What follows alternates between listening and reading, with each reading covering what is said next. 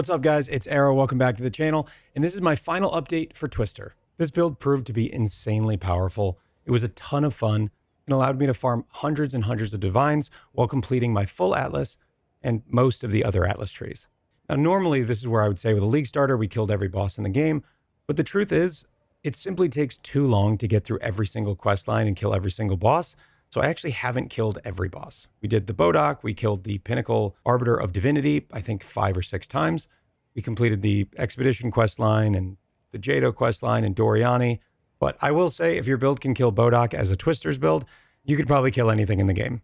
So if you've been over to my stream, twitch.tv/AER0__, you will see that I've implemented a bunch of new tech that was not in the guide originally that makes the build much, much stronger in 0.5. Things like the discovery of the Taming ring. This ring is incredibly powerful. It gives you the benefits of all 3 ground effects, which are otherwise not available. Twister can normally only just gain 1, but it also gives you increased damage per element on the enemy, which when you have all 3 elemental types, is very easy to apply all of the ailments. That means you'll have 3 or 4 on every enemy at all times. The taming has come down significantly in price and now is achievable for many endgame Twister players. Next, we have Laviangas, which has also come down significantly in price. Just a handful of exalts to get this item into your build. This is going to give you a little bit of extra mana boost at all times.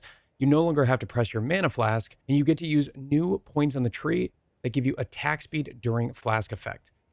These nodes are very powerful because they're balanced around not having a flask up all the time. So it's a ton of extra.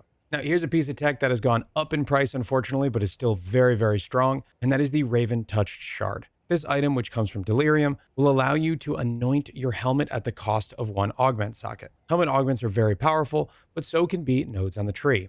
When I bought mine, it was around 8 divines for the shard.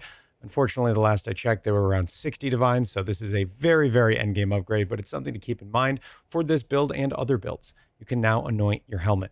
We've incorporated the Sacred Flame. The Sacred Flame does a few things really, really well. It adds up to 60% of damage as extra fire, which makes it easier to ignite for extra damage from the taming, and it grants you a skill called Purity of Fire. Purity of Fire gives you some fire res, which we don't actually make use of because we weapon swap between the two and we can't have the scepter on our main hand. So why would you care about Purity of Fire? Well, I don't know if this is intentional or a bug, but this has been in the game since the launch in 0.1.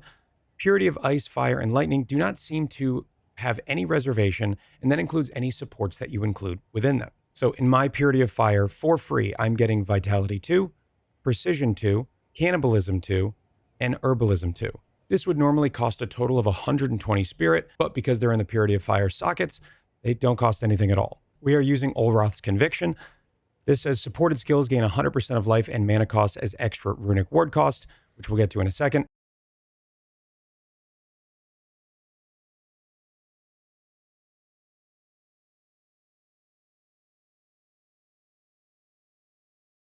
And supported skills empower 2 additional skill uses. You can put this in your Primal Bounty, or you can put it in your Barrage. If you have really good generation of Frenzy charges, then it works really well to put this in your Primal Bounty. But in my experience in the Spirit Walker, we don't have that much Frenzy generation, so the longer we can keep the ones that we have, the better off we'll be. Higher uptime of more Frenzy charges equals more Barrages. And for that reason, we use Olroth's Conviction in our Barrage. Now let's talk about our Spear. Our main hand spear is our attack speed spear. The idea here is that you want to get as much attack speed as possible. You want to get some life on hit because it's really nice to whirl around and gain hit as you hit enemies. It allows you to kind of charge through packs, generating life the entire time and not having to worry so much about your defense. If you're standing in a dot puddle, but you're whirling slashing, you're usually generating that back as life. So go get a spear that has good suffixes, meaning the highest roll of attack speed possible, preferably on a soaring spear base, which is the highest attack speed base possible, alongside of some amount of life gain on hit. When you have this, you can then make sure the prefixes are filled up or not, and then you can use a Celestial Alloy. This is going to add another attack speed roll, which is added as a prefix. It will overwrite one of your damage prefixes and give you even more attack speed. That's how I achieved this 2.36 attacks per second soaring spear, which can actually continue to go higher. I don't have it divined perfectly. I don't have a second socket on it. I don't have it corrupted. And you can achieve numbers well over 2.5 attacks per second from your spear if you're willing to spend the currency. Some other cool tech, we are running a From Nothing Diamond Jewel, which allows us to allocate passives around Trusted Kinship. Trusted Kinship gives us access to Unhindered, which helps us get slowed less. Slows are a huge problem in this game right now. All of the expedition monsters seems to have huge levels of chill.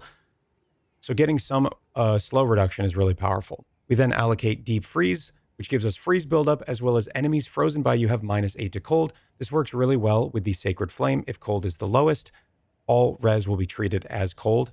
We allocate Bond of the Viper, which is 16% skill effect duration, very powerful. We allocate the Coming Calamity, which is 40% cold damage. A good amount of our damage is cold, so this is just pretty efficient damage, but not insane. And lastly, and most importantly, Trained Deflection. This build is at deflect cap easily, so this is just 6% additional deflect reduction, getting us up to 46%. Everything that you see here, all the changes that are worthwhile have been added to the Maxroll guide, so if you want to see this on paper, go ahead and click that link in the description. But the build will probably not be changing anymore from here because I am moving on to another build. I've already got it leveled and it's in the endgame. So if you want to know what that is, come check me out on Twitch, twitch.tv/AER0__. Look forward to seeing you over there. So thank you so much for watching. And as always, take care.